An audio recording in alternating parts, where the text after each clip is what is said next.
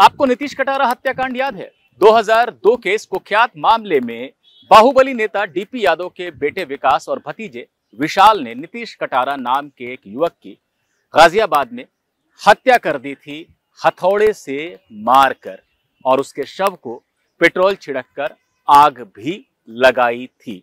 नीतीश का दोष सिर्फ इतना था कि उसकी मित्रता डीपी यादव की बेटी भारती से थी।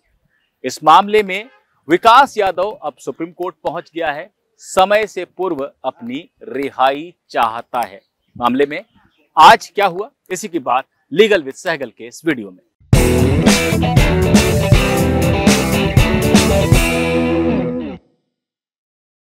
हालांकि इससे पहले मैं थोड़ा सा बैकग्राउंड बता चुका हूं आपको इस मामले की, लेकिन कुछ और बातें बताना जरूरी है वीडियो में आगे बढ़ने से पहले। 16 फरवरी 2002 की रात नीतीश कटारा एक शादी में गाजियाबाद गया था। वहां वो भारती यादव के साथ बैठा हुआ था। भारती यादव के साथ नीतीश को देखकर विकास यादव, जो कि भारती यादव का सगा भाई और बाहुबली नेता डीपी यादव का बेटा है, उसे गुस्सा आ गया। वहां पर विकास का चचेरा भाई यानी डीपी यादव का भतीजा विशाल भी था, उनका सहयोगी सुखदेव पहलवान भी वहां पर मौजूद था।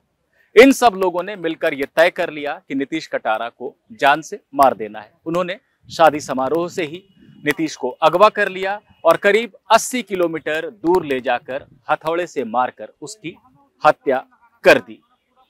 शुरू में यह मुकदमा गाजियाबाद की कोर्ट में चला, लेकिन डीपी यादव का रसूख इतना था, दबदबा इतना था कि वहां सुनवाई सही तरीके से हो नहीं पा रही थी। ऐसे में नीतीश कटारा की मां नीलम कटारा सुप्रीम कोर्ट पहुंची और सारी बातें यहां बताई, जिसके बाद सुप्रीम कोर्ट ने दिल्ली की पटियाला हाउस कोर्ट में मामले को ट्रांसफर कर दिया। यहां सुनवाई चलती रही। 2008 में निचली अदालत ने विकास, विशाल और सुखदेव पहलवान तीनों को उम्र कैद की सजा दी। 2014 में दिल्ली हाई कोर्ट ने भी इस सजा की पुष्टि की, यानी उम्र कैद की सजा बनी रही।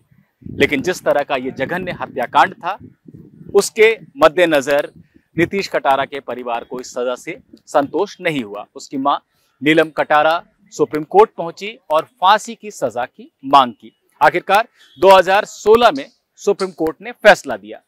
तीनों को फांसी तो नहीं दी, लेकिन उम्र कैद की जो सजा थी, जिसके तहत वो 14 साल के बाद छूट सकते थे जेल से, उसे बढ़ा दिया सुप्रीम कोर्ट ने और ये कहा कि विकास यादव और विशाल यादव 25 साल तक जेल में रहेंगे, उन्हें इसमें कोई छूट नहीं मिलेगी। सुखदेव पहलवान को 20 साल की सजा मिली बिना किसी छूट के, यानी 25-25 साल तक विकास और विशाल यादव को जेल में रहना है। अब विकास यादव सुप्रीम कोर्ट पहुंच गया है और उसका कहना है कि इस तरह से मियाद तय किया जाना गलत था। उम्र कैद की सजा के लिहाज से तो 14 साल की अवधि काफी पहले पूरी हो चुकी है, उसे छोड़ दिया जाना चाहिए। आर्टिकल 32 के तहत सीधे सुप्रीम कोर्ट में याचिका दाखिल हुई है। उस याचिका की सुनवाई हुई जस्टिस अनिरुद्ध बोस और जस्टिस संजय कुमार की बेंच के सामने। विकास यादव की तरफ से तमाम दलीलें रखी जा रही थी, लेकिन इस बीच यूपी सरकार और नीलम कटारा की वकील ने याचिका का विरोध किया। उन्होंने कहा सुप्रीम कोर्ट फाइनल जजमेंट दे चुका है, एक अंतिम फैसला दिया जा चुका है 25 साल की सजा का, और ये सजा जो है कानून में मान्य है, क्योंकि सुप्रीम कोर्ट का ही फैसला है श्रीहरन बनाम तमिलनाडु मामले में, जहां यह कहा गया है कि अगर किसी को फांसी की सजा नहीं दी जा रही है, उम्र कैद की सजा दी जा रही है, तो वहां पर कोर्ट मियाद भी तय कर सकती है ताकि वो अपना जो गुनाह है उसके मुताबिक सजा पाए और एक तय अवधि तक जेल में रहे। यह फैसला सुप्रीम कोर्ट का ही है। इसी आधार पर 25 साल की सजा मिली। अब एक नई याचिका दाखिल कर इस फैसले पर पुनर्विचार की मांग नहीं की जा सकती है, यह कानूनी रूप से गलत है। विकास यादव के वकील ने इस पर कहा कि वो सभी बातों का जवाब देने को तैयार हैं, लेकिन सबसे पहली बात यह है कि इसी तरह के मामले में जहां पर कि किसी को सजा मिली और बाद में उसने सजा के खिलाफ कोई अपील की, अपनी बात को रखना चाहा, सजा कम करने की मांग की, ऐसी याचिकाओं की सुनवाई सुप्रीम कोर्ट कर चुका है और वो 3 जजों की बेंच ने ऐसे मामले को पहले सुना है, इसलिए यह मामला भी 3 जजों की बेंच को भेजा जाना चाहिए।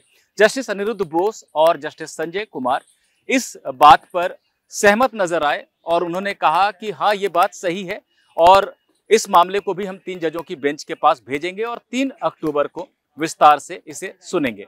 विकास यादव के वकील ने यह भी कहा कि वो 22 साल जेल में बिता चुका है और सामान्य रूप से वो 14 साल के बाद रिहा हो सकता था। ऐसे में कम से कम अब उसकी सजा को कम कर देना चाहिए और 25 साल तक ही जेल में रहने की जरूरत नहीं होनी चाहिए।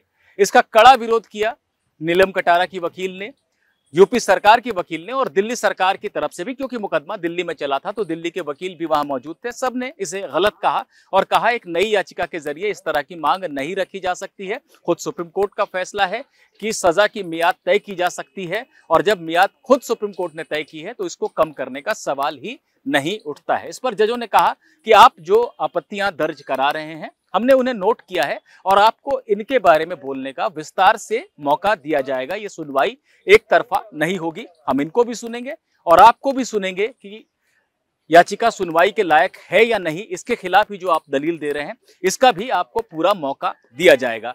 तो 3 अक्टूबर को सुप्रीम कोर्ट विस्तार से मामला सुनेगा और तब ये तय हो पाएगा कि नीतीश कटारा हत्याकांड को अंजाम देने वाला विकास यादव क्या समय से पूर्व रिहा हो जाएगा या उसे 25 साल तक जेल में रहना ही होगा।